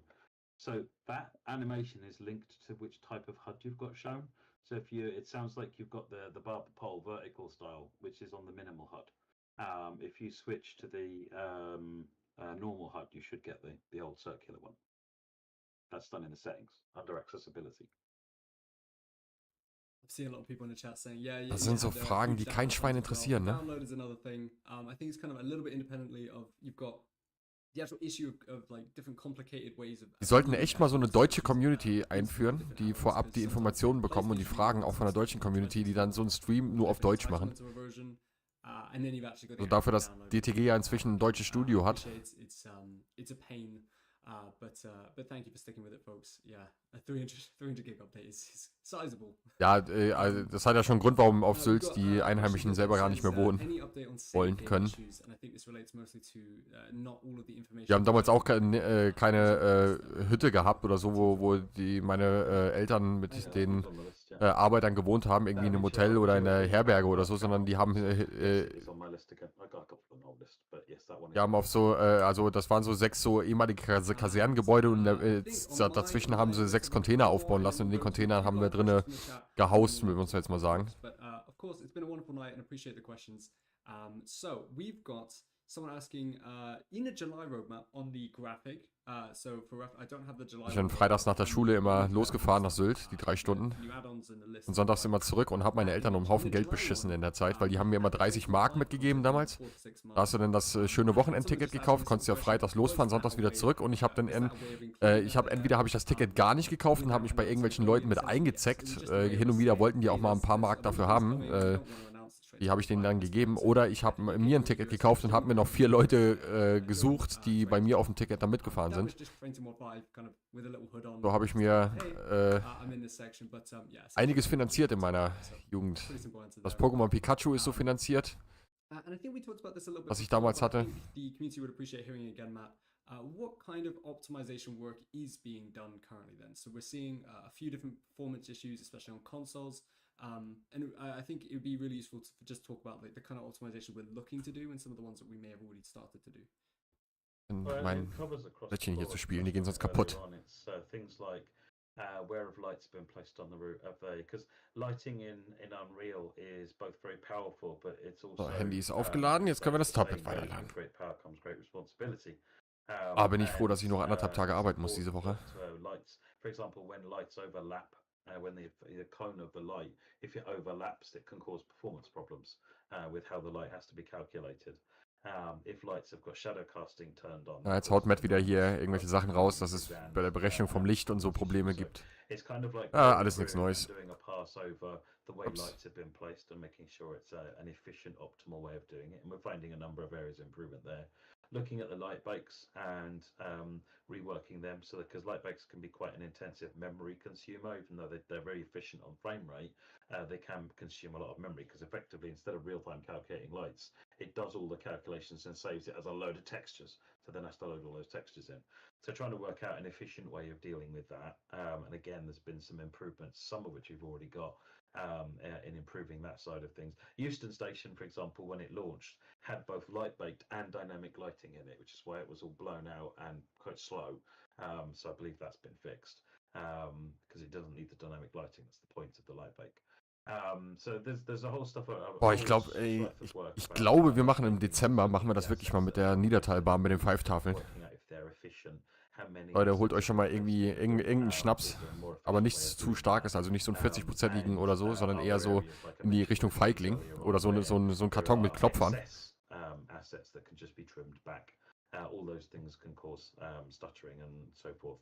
So, Adidas Boy, ich habe gerade mal gefragt in dem Chat von denen, wo sind meine Atzen, und Adidas ist der Erste, der geantwortet hat.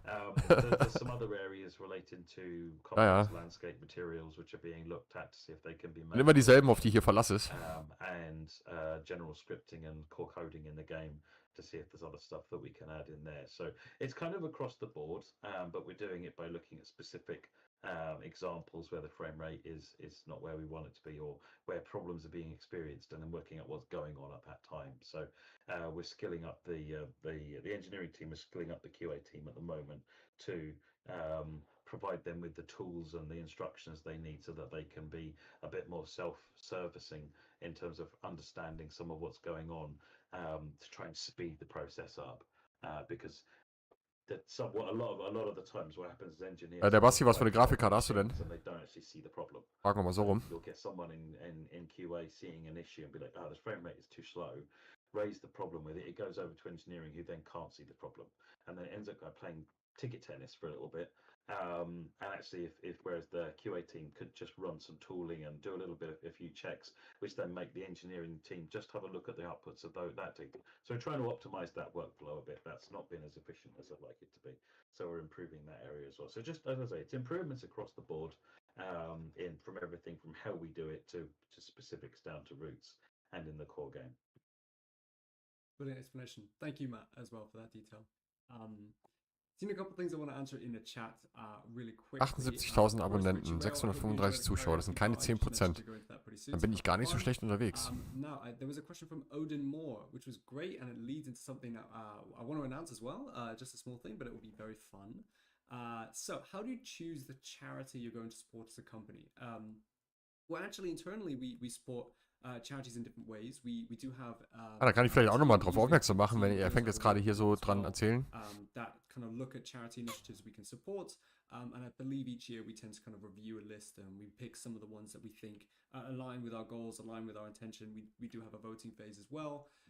A lot of the time, though, it's if the people. Am 1. Dezember geht nämlich ein Charity-Event in Zusammenarbeit mit DTG und uns Content-Creatoren an den Start. 14 Tage geht das Ganze und da unterstützen wir eine Organisation, die Menschen mit Suizidgedanken helfen möchte. Und das passt ja hier ins Thema oder zu dem Thema Eisenbahn eigentlich ganz gut rein, weil wir ja doch immer wieder mit Suiziden zu tun haben in dem Fachbereich. It leads me on to where I want to go next. We're working with Safe in Our World, kind of as we're industry partners, and they're a mental health charity, specifically looking at like video game companies. But this Halloween, do you have any plans? Because whether you do or don't, we have a stream that we haven't announced yet. DGG Harry, if you've seen her host some of our streams up until this point, she is planning a very fun live stream event that both me and Matt will be involved in. I am lip sealed, it's not my project to announce, but it will be Harry. It's gonna be so much fun. It should be fun. Also langsam entwickeln sie Humor, oder? Wenn man dran denkt, wie ernst das alles noch war mit TSW 2 und jetzt fangen sie hier an, irgendwelche Witze zu machen. Fand ich bei der Ankündigung von Trains in World 5 eigentlich auch ganz lustig, was sie da teilweise gebracht haben. We'll announce it a bit closer to the time, but I thought that's worth doing it, mentioning Safe in Our World because we're going to be kind of partnering with them and again looking to raise some money for a charity that looks to do good around the industry and around the world. Wer Harry noch nicht kennt, das ist diejenige, der ihr die 5 TSW-Keys bei mir auf dem Kanal zu verdanken hat. Die hat mir die nämlich zugeschickt. So, TSW Escape Room isn't an escape room. It will be a live stream format, you know. An Halloween werdet ihr von mir nichts sehen, also doch also kein Livestream zumindest, weil wir hier eine große Party machen. It's absolutely incredible. So I look forward to her telling you more about what we've got planned. And that's through my list of questions on my sheet. So I know we've been answering questions throughout tonight. We'll have a few more minutes, just a couple more minutes now of looking at the chat, answering some questions we have coming up. Again, we're trying to be as communicative as we can. If we don't answer everything tonight, which is impossible, we'll go to our forums tomorrow morning. We'll go throughout the week. We're active in our community spaces on our Discord with our moderators on Reddit through our ambassadors. Many different channels you can contact our team. If you need support, reach out to us or submit support tickets or ask for help on the forums. We have a fantastic community. We're here to help, but we're here to talk. So let's look at some of the questions in the chat and we'll answer what we can. Again, anything that's not announced, we probably will ignore. So I'll happily read the question, but most of the questions for anything related to unannounced content will just be no plans from me. So let's do it. Someone was asking earlier on about a bug where when you try and add a go via, it freezes the game. That one is on engineering's look list for this week. So hopefully a fix very soon for that. Have you got an update on Z-Fighting on Xbox, Matt? No. Jetzt, wo sie aus dem Chat beantworten, habe ich mal reingeschrieben, ob sie mal vorhaben, irgendwas an der Rapid Transit zu machen. Habe ich jetzt eiskalt mal gefragt. Geht mir so auf den Sack mit Rapid Transit.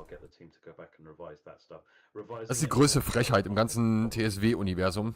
Abgesehen von der 101. Aber die 101 an sich ja nicht, sondern der Preis von der 101. Aber das mit der Rapid Transit ist auch eine Frechheit. Finde ich zumindest. Kann auch jeder seine eigene Meinung haben. Meine Meinung ist, dass das eine Frechheit ist. Weil, wenn ich jetzt mal hier gucke, bei Steam, also abgesehen da, es ist ja auch nicht gut. Es ist ja auch nicht gut für die Reputation von Rapid Transit. Immer noch 30 € wird die hier verkauft.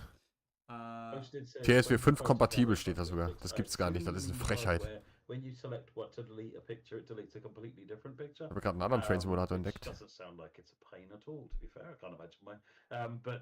Letztes Jahr im Dezember rausgekommen. Irgendwas Japanisches. Can you announce what you had for dinner tonight? Nothing yet.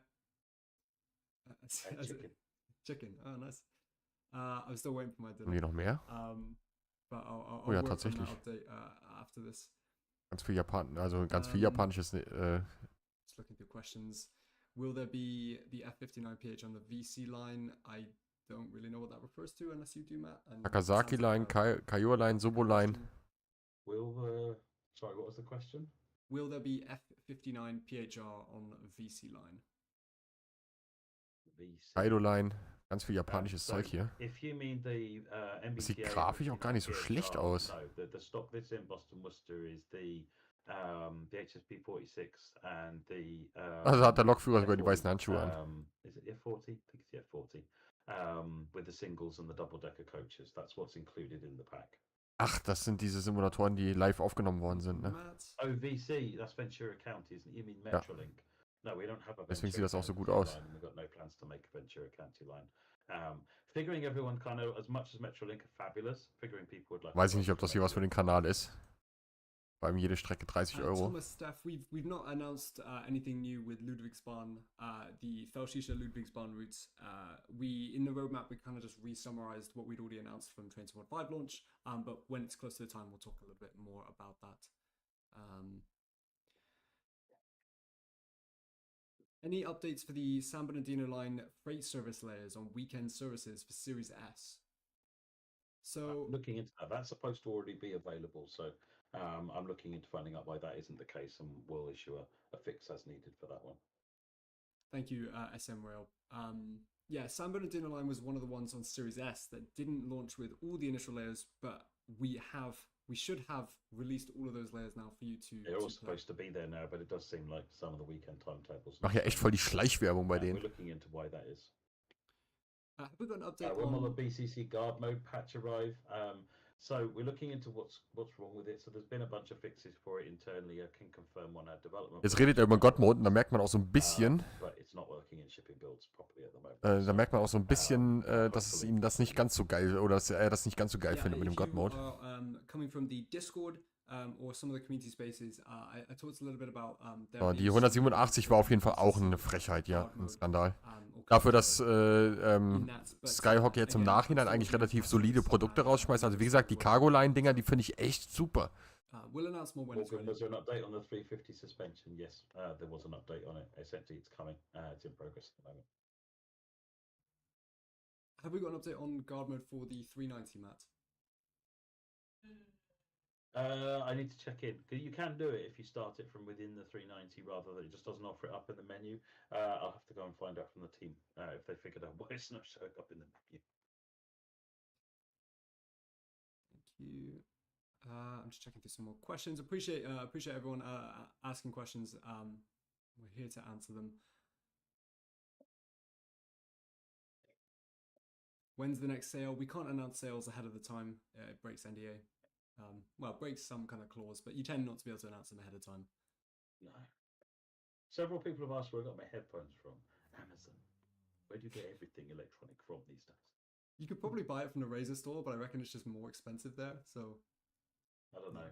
Amazon's not necessarily cheap. Well, it probably is at the moment. They're having some sort of a sale on. when aren't they?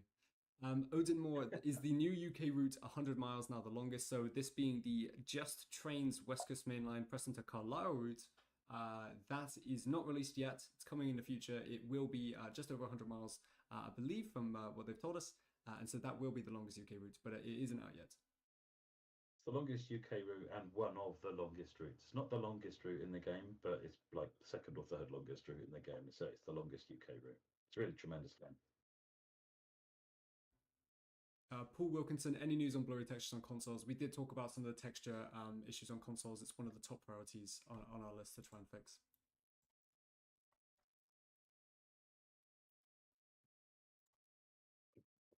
Any update on the Peak Forest expansion pack? So this is the Simtrack Studios, the BR104 Peak Forest expansion pack. We've not had any more news to share on this, so development will continue. We'll let you know when and if there's any changes. Ich glaube, wenn mein Chat mal so abgeht, das wird der Moment, in dem ich auch einen Bot benutzen werde. On our list that we go through. Just assume things are ticking along. I know So, jetzt wird hier nach dem International Rescue Szenario in Vorarlberg there as well. Again, gefragt. another thing that is just kind of ticking along in the background. That's still, there is development happening, but if there's a period, Mal gucken, ob wir da mal eine Antwort kriegen. Just assume that there's nothing new to share just yet. Anarchist Angel, you've got updates on the API. To be honest, we're prioritizing crashes and performance issues before we get back to the API. But there has been a little bit of progress on the API. At this point, it's kind of done. It's really just awaiting some documentation and finalizing the testing on it. So hopefully not long, but we need to prioritize. Das Alex like Spaghetti. Problems first. Oh, manche Leute haben echt eine Klatsche. Toasted Dual Explainer, yes. Jeremy, why will the physical version on TSW5 on the PS5 released much later than previous TSW games? I believe, I may be wrong here, without checking. Oh, stellt euch mal vor, jetzt reden sie gerade darüber. Hat jetzt einer gefragt, warum es eine Retail-Version für TSW 5 nicht gibt. Also das Grundspiel gibt es ja. Oder gab es mal zumindest bei TSW 3 und 4. Alter, stellt euch mal vor, könnt ihr euch noch so an die Anfang 2000 erinnern, wenn man so in den Mediamarkt reingegangen ist und so an die Computerspielabteilung gegangen ist? Und dann war dort ein Regal, das war 30 Meter lang und davon war 15 Meter war nur Microsoft Train Simulator mit Volume 1 bis Volume 731. Stellt euch mal vor, ihr hättet zu Hause, 109 DLCs haben wir insgesamt und ihr hättet zu Hause alleine 109 CD-Hüllen nur von Train Simulator 3, 4, 5 rumstehen. Alter.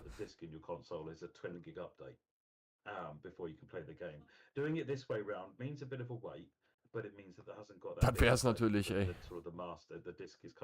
Kriegt Trains in World an alle Partner so ein Paket raus, wo alle 109 Retail-DLCs drin sind als CD. Ich weiß gar nicht, wann ich das letzte Mal ein physikalischen Spiel gekauft habe. Ja doch, die Nintendo Switch, da kaufe ich immer physikal, weil wir ja 3 Nintendo Switch zu Hause haben und wenn du es da nicht physikal kaufst, also nicht als physisches Spiel, dann kannst du es immer nur auf einer Konsole spielen. Weil man muss das mit dem Account spielen, mit dem man es auch gekauft hat, was total bescheuert ist. Deswegen kaufe ich bei Nintendo Switch immer die Retail-Variante. Das letzte Spiel, was ich da gekauft habe, weiß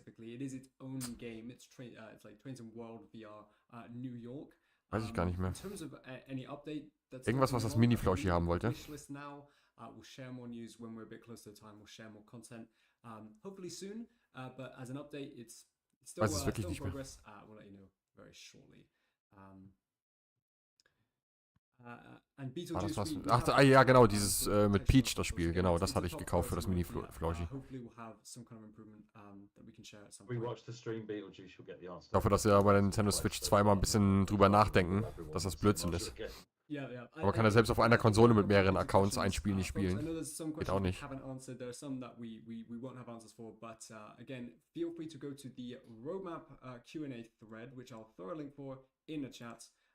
Anything that you feel you want an answer for from our teams, you can ask us in this thread, and tomorrow morning I'll do a bit of a sweep and try and answer as many as I can. And also just join in on the community spaces. But that will pretty much do us for tonight. I'm going to go back to our roadmap graphic and just show it one last time. This has been the Train Sim World 5 October 2024 roadmap. And there is lots of things here to be excited about, especially with MBTA Commuter coming later this month on October 29th. I know someone was asking when we can see a preview for that. Well, if it's coming out on October 29th, probably about a week or so before that. So that's very soon, maybe a couple weeks from now, and you'll start to see more information later in this week as well. So that's really exciting. There's other new announcements, especially the Manchester Airport commuter route, which we talked about. You can check out our roadmap article if you want some written information. You can rewatch the stream on our YouTube channel if you want more from there. One thing I want to call back to as well is the free starter pack. Yes, we talked about this at the start. Wenn ich die Grafik sehe, ey, da war doch auch einer im Urlaub, oder? You gotta pick this up. Tell the creative team that you're coming after. So Original Paint, ey, so wie wir früher als 8-Jährige mit Paint rumgespielt haben. So it's yours to keep, but it lasts longer than expected. So it will now last until the new year. And then we'll continue to review anything more with the free starter pack. But we've seen so many people come in. Very professional indeed, yes, it's very professional with it. But ultimately, the free starter pack is amazing. It's yours to keep forever. It is not time limited. It is claim now, claim while you can, keep it forever. Tell all your friends. You may as well add it to your account. So. You may as well just go. Er hat gerade gesagt, das bleibt jetzt für immer, ne? Ihr könnt Train Sim World 4 jederzeit aufviewen. But we've talked a lot about that at the start. We've talked a lot tonight. We hope you've had fun. We hope you've had some useful dev insights. And we're here every month to join you for the Train to World journey and give you updates, give you new announcements. And I think we've done a really good job. I think, Matt, we've had a wonderful evening. Yeah, I think it's been great. It's been some good updates. Thank you everyone in the chat. It's been good fun. And thank you for all joining us as well. Again, this has been a really great journey from the release of Train to World 5 about a month ago now. I say about a month ago, it's actually about 2 weeks ago, but my distortion of time gets more and more weird the later the night goes. So I think we'll leave it there, folks. I've had a really wonderful stream. I hope you have too, but have a good evening or have a good morning wherever you are in the world. And we'll catch you in the community. We'll be active. We'll be answering your questions. So I'll see you there. And for now, good night. Bye-bye, everyone. So, Bye. also, das war's. Und dann würde ich mich auch von euch verabschieden. Und ich hoffe, ihr seid dann unter Umständen morgen Abend im Livestream mit dabei. Vielleicht auch nicht. Einfach mal die Ankündigung abwarten. Auf jeden Fall bekommt ihr um 18 Uhr morgen eine Trains in World 5 Folge. Und da habe ich ja schon verraten, dass wir mit dem Aggregate-Pack unterwegs sind und das Ganze auf der Great Western. Also da lohnt sich das Einschalten. Sehr schönes Szenario, was ich da wieder gespielt habe. Hat mir Spaß gemacht. Und dann hoffe ich, seid ihr da um 18 Uhr mit dabei. Für die Mitglieder unter euch, die können das Ganze jetzt gleich im Anschluss an diesen Stream hier schon sehen. Hochgeladen habe ich es schon. Ich veröffentliche das gleich für die Mitglieder, damit es dann morgen auch um 18 Uhr pünktlich da ist. Und da auch nochmal der Hinweis für alle von euch, die noch kein Mitglied sind, gerne Mitglied werden. Die Twitch-Zuschauer an dieser Stelle, gerne noch ein Follow da lassen, wenn ihr es noch nicht gemacht habt. Ihr könnt mich auch abonnieren, Ziel ist 20 und ja, damit unterstützt ihr mich aktiv mit der Mitgliedschaft natürlich auch und gerade in Bezug auf unser Community-Projekt, was nächsten Monat startet, Mitte nächsten Monats startet. Da bin ich so ein bisschen auf finanzielle Hilfe angewiesen. Nee, angewiesen eigentlich nicht, weil ich bezahle so oder so, egal. Aber ne, ihr könnt mich da ein bisschen entlasten, sage ich mal so. So, und dann hoffe ich, ihr werdet jetzt noch einen schönen Abend haben und wir sehen uns dann hoffentlich in der nächsten Folge. Ha, guck mal hier, meine ganzen Pokémon-Videos kommen jetzt hierzu. Jetzt seht ihr, was ich so in meiner Freizeit mache, wenn ich zu Hause bin. Also, ich schicke euch mal in die Nacht und dann hören und sehen wir uns morgen. Bis dann, reingehauen. Ciao, ciao.